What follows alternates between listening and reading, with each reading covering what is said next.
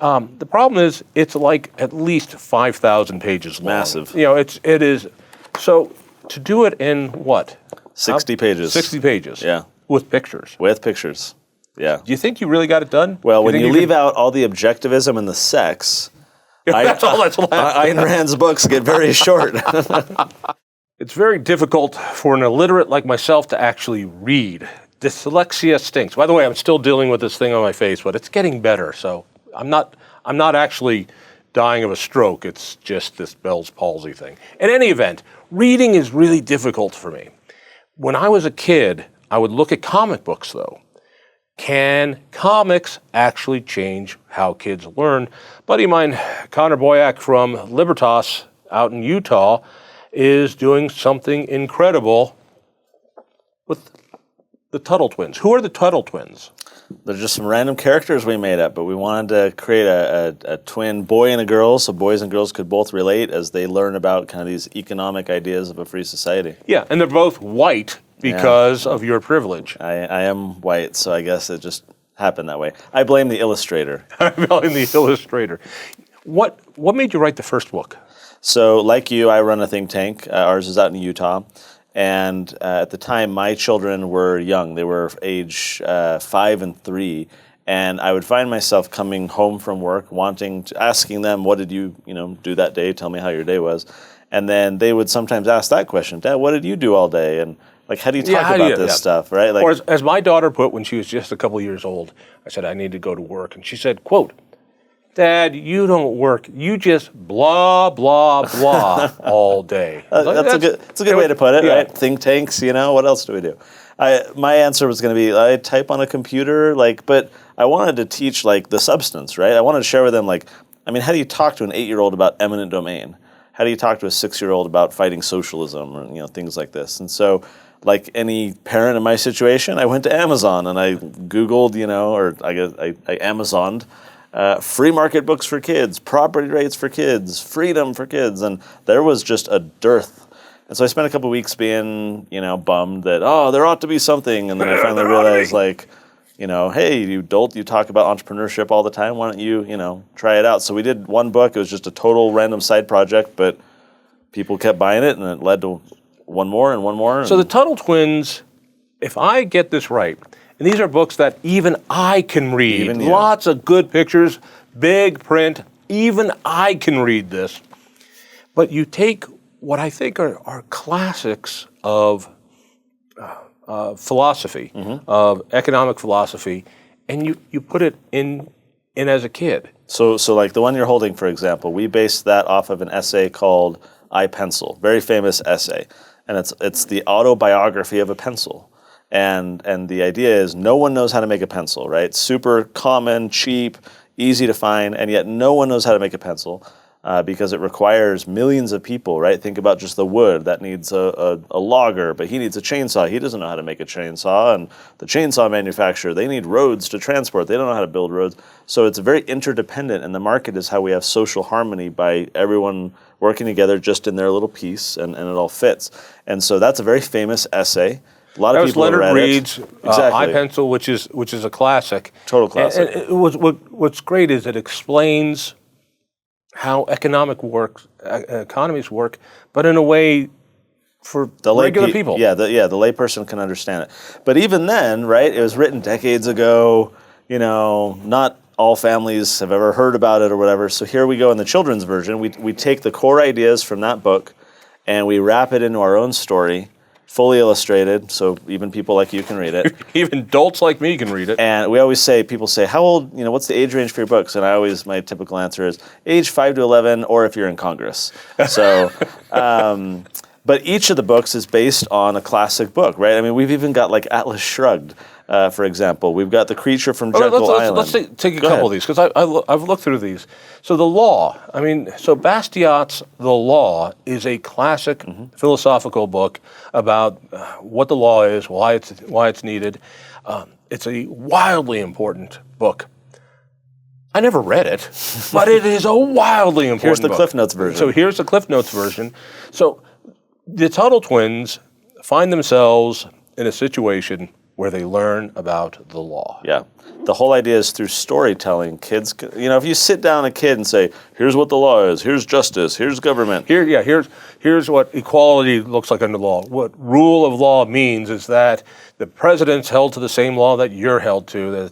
Sure. But in one ear, out the other. Okay, Dad, whatever, right? But here through stories, and we've got little Easter eggs in the illustrations. There's fun. Like in that book, my favorite page, you'll have to read it a few more times to find them. I'm not going to give it away. But I think it's on page 13 where we've got an illustration here of Fred's bookshelf. And you can go through, you'll recognize a lot of the titles. Yeah. There's some fun books on there. So kids love looking through the illustrations. They love the stories. Is The Joy of Sex a book you really wanted to put on the back there? You're filling that in. That's someone photoshopped that in maybe. And so the whole idea for us is this stuff is not being taught in schools. And look, a lot of like homeschooling parents already gravitate towards stuff like this. It fits with their worldview. But there are so many public schooling parents using the Tuttle Twins because they recognize that the schools either are not teaching this type of stuff, so the parents need to like supplement at home, or the schools are teaching the exact opposite, and the parents want to try and counteract what the kids are learning at school. All right, so something like this, Creature from Jekyll Island. Yep. What book are you? The adult book is The Creature from Jekyll Island. It's all about the Federal Reserve, how the Federal Reserve was created, what it is, why it's a problem. For those who don't know what that is, that's like our central bank. They print all the money. And there's a very corrupt history about how this was created and what it's done to the power of our savings and our money supply. And so this book talks about what is money, what is inflation, what's hyperinflation, why do things cost more today than they did when Grandpa was young? And these are the same kind of lessons. The Fed. The Fed. Creating money out of thin air. Exactly. And now kids can understand why we need to end the Fed. So you've got all these incredible books. I mean, how many do you have now? So you've got 11 in your hand. Yep. And we're working on number 12. We've now got books for teenagers. We've got a family card game. We've got economic curriculum. So at TuttleTwins.com, we have just gobs of content for people. All right, so for those of us who are libertarian geeks, Atlas Shrugged is, people hold it up as a Bible. It's more for, it's a science fiction book, but it's great. The problem is it's like at least 5,000 pages long. Massive. It is. So to do it in what? 60 pages. 60 pages. Yeah. With pictures. With pictures. Yeah. Do you think you really got it done? Well, when you leave out all the objectivism and the sex, that's all that's left. Ayn Rand's books get very short. So it wasn't actually that hard. No, like our method is to say, what are like the 4 or 5 principles that the original book is trying to be taught? We're not trying to like recreate the original. What are the essential ideas? Let's pull those out and just come up with our fun, silly story where those principles can be like introduced and observed, so that it's not like, here's what this idea means. It's more the kids are just kind of experiencing it in the story. And it doesn't actually end up becoming that hard to just, take a few ideas and try and figure out what's a fun fictional story in which those ideas can be manifest. There have been, I think, attempts at something like this. I remember, The Incredible Bread Machine? Yeah. Was one of those books that was made for a younger audience, but it wasn't a comic book. It wasn't a graphic novel. It didn't have the ease, even that, as this does. Yeah. What amazes me about this is the amount of success you're having with it. I can see, we printed 1,000 of these and we gave them to our donors and they liked it. And we, pat ourselves on the back. Pat ourselves on the back and send it out if you give us, $50 this year. Get this and give it to your grandkids. It's going to be wonderful. That's not what it is. How many of these books will you sell today? Today we'll sell nearly 5,000 copies today alone, each day on average. Say this again. 5,000 of these sold, not given away. Nope. This is not, this is sold. Sold, yeah. 97% of our audience comes right to our website, TuttleTwins.com, which is great because we're giving them discounts, we're giving them free workbooks, free parent guides, all kinds of content, but then we know who they are, right? If they go buy on Amazon, I don't know who they are, but because they're coming to our website, I've got their contact info, we can put them on our email list, they're giving a lot more educational opportunities along the way, so we create a great relationship, an awesome community, and it's growing. We've got over 250,000 families across the country right now reading the Tuttle Twins books. It's awesome. wild. And it's wild because folks like you and I have long been trying to educate the public. You do a lot of awesome stuff. And it's very difficult to get adults to pay attention. They're busy, they're, business, church, family, all the kind of stuff. We get it, right? It's hard to compete for their attention and long enough to educate them and persuade them. Well, here, every parent wants to read with their kids, like intuitively, inherently. And so we slip in there and we say, in that shared learning environment, when your defenses are down, you're not listening to a podcast and thinking, oh, I disagree with that. You're not watching the news. This is reading with your kids. You're reading these fun stories. You're immersing your family in these ideas, and we're reaching like entirely new people who've never heard of, Henry Hazlitt or Ludwig von Mises or Murray Rothbard or Ayn Rand or any of these types of people. We're building out entirely new audiences who are learning about these ideas. And then what we're now trying to do is systematize it. So when Johnny, who's 12 years old, turns 15, turns 18, turns 21, what are the internship opportunities, the job opportunities, the mentorships, the scholarships? Also, what questions does he ask in school? One of the few benefits of COVID is online learning, which means I get to listen to the propaganda that my kids are inundated with in government schools because I hear it coming out of my daughter's bedroom. I heard the English lit teacher give an incredible lesson on systematic racism and white privilege. Because this is a literature class, it only makes sense. Why not?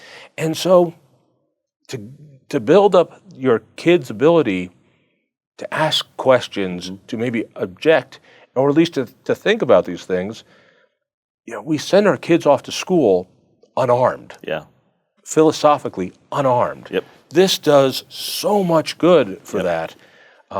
It's incredible. Talk to me about COVID especially, because I'm curious how the lockdowns have helped or hurt the Tuttle Twins. So I shared with you we're nearing 5,000 books a day. When we first, before going into the lockdowns, it was just shy of 1,500. So we've basically tripled in volume since this began. And I attribute that to a couple things. Parents are increasingly homeschooling and recognizing some of those problems in public school that you identified. And also, a lot of families are waking up to authoritarian government and executive orders and big government and what these problems are. And they want a language with which to talk to their kids about it. They don't have a vocabulary to distill the crazy world down to a 10-year-old's vocabulary. This gives them a common language that they can talk to their kids about. Timmy, let me talk to you about tyranny and what our governor is doing. Precisely. Yeah. Great dinner table conversation. Yeah. Actually, it's dinner table conversation at my place, but and this gives you a world to do that. Yep. Tell me about the illustrations, because you run a think tank. Yeah. You can't draw. Oh no, Elijah Stanfield gets all the credit in the world. He's a buddy of mine. When I was hashing up this idea, I reached out to him. He had young kids at the time, and immediately clicked with the idea. So The Law, the one you're picking up right here, that was our first book, and it was just a labor of love. It was a fun side project, but people bought it. People loved it. And so to us, that was a market signal that, we got to continue this. And I was just paying Elijah, he had other clients, other, business, but it's grown to the point where he now is a full-time illustrator for us. All he does is Tuttle Twins stuff. And he loves it because that's his passion. And now he's able to pass on to other kids. What did he do before that? So he had his own freelance business doing illustration, video editing, animation, things like that. But he was always working for clients that he didn't really care about, you know? And he's like, I don't care about your product. This is his passion. And so it's really enabled him to... What's kind of cool is in the back of these, here's Bastiat. Yeah. This is what he looked like. Mm-hmm. Here's what Ayn Rand looked like. Yeah. So there's and also... me before I grew my beard. That's not good at all. You got the discussion questions in there too. At the very end, we got the terms we introduced. So what's the new vocabulary in the book? We have discussion questions, so mom and the kids can read together and learn about it. And so helping them just engage on the new content quite a bit. I am floored by the success of this, because the kind of stuff that you and I do, it doesn't get sticky. Mm-hmm. It doesn't pass through in a way. Goobs like us, we're into this. Sure. And so we find other people. That's how we found each other. And so we can talk about, but to get it to where regular folks are talking about these concepts, and they're not difficult concepts at all. That is the idea of what think tanks do. It's what colleges used to do before they turned into propaganda machines. And so to find the Tuttle Twins as a way to do the job you're supposed to be doing, you have now taken these two kids and they're doing your job, and you get to pay them slave labor because they're kids. What are their names, by the way? In the book, it's Ethan and Emily Tuttle. And they're now the evangelists for freedom. I mean, we're even doing an animated cartoon series now that we're working on. The brand is just growing, and I think there's a recognition. Like, I don't take credit for this. It's not like we had this master plan in our think tank to say, how are we going to, reach all. Like, it was authentically just me as a dad wanting to teach my kids, and then people bought the book, so we did another, and it just grew through word of mouth. And I think that's in. Stop there for a second, because that is the description of the American dream for so many people. That is, you have this great idea and you're going to build, I'm going to build Tesla. No, that's not how it works.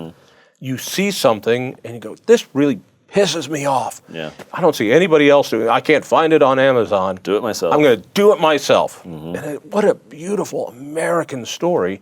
And people go, oh, yeah, it works. Oh, I can do another one. Yeah. And before you know it, you're selling 5,000 of these a day at TuttleTwins.com. It's a testament to the fact that success doesn't always come from business plans and war gamed strategies and everything. This was just the market clearly telling us, parents reaching out to us saying, we want more. I mean, our average right now is about every 7 or 8 months we're able to produce a new book because I've got a full-time job. It takes us a little while to get this stuff out.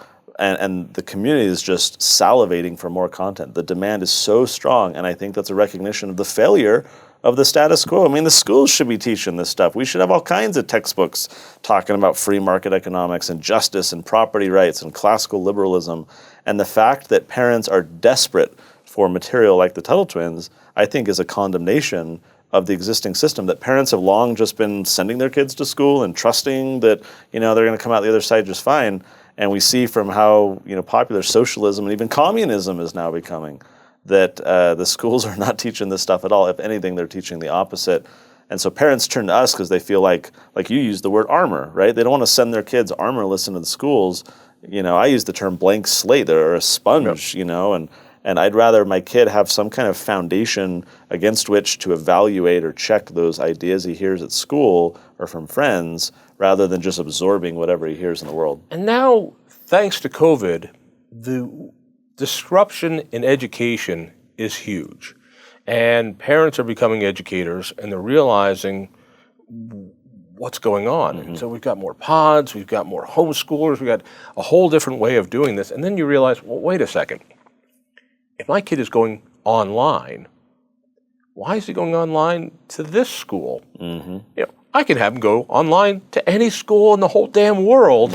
Why am I online here? Well, because when this is over, I'm supposed to send him back to that government school. But and it's opening up people's minds. This couldn't have happened at a better time. It definitely, for me, feels like when preparation meets opportunity, right? Like, we've been just doing this for a while as a fun little side thing, and it's grown incredibly. We've sold over 1.5 million books. In the next year alone, we'll probably sell another 1.5 million at just the trajectory we're at. We're translating into 10 languages right now.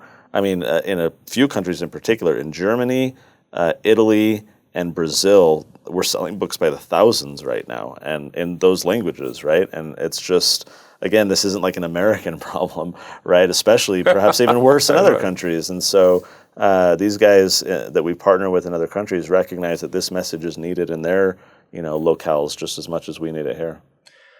Thank you for doing this. Yeah. I mean, this is just, and I hope as the kid who reads this as a 10-year-old, when he's 12, has the next iteration. So as he goes from comic books to the Harry Potter stage, I know your mind is already thinking about what needs to happen. We've already got books for teenagers. We're coming out soon with books for toddlers, like those little ABC board books. We are, we've got a podcast for families. We're just trying S is for socialism. T is for tyranny. Exactly. Yeah, the sky's the limit. Kids keep getting older and people keep having kids. So we'll constantly have customers and more people that we got to talk to. We're having a ball. And the fact that so many people are warm to this idea, it's very motivating because we get messages from families. How do you advertise? All day long. Oh, Facebook and Instagram, we advertise very heavily. We're moving over to some other systems now because we don't want Mark Zuckerberg to shut us down because he doesn't like something we post. And so we're trying to diversify our marketing right now. But we have very strong just influencer and social media, or word of mouth marketing. Because again, parents stumble on this and immediately they're on Instagram taking photos and saying, "These are amazing. My kids have loved them." And then we just sold 10 more sets from people there. I hope we can get you to 10,000 a day. That would be great. Terrific. Connor, thank you. And remember, go to TuttleTwins.com. Thank you. Appreciate it. If you enjoyed that conversation, by all means, click one of these other great programs. We have the best conversations with the most fascinating Coloradans. And subscribe to our channel. Just click down below and hit that little bell button too. You don't want to miss a single show.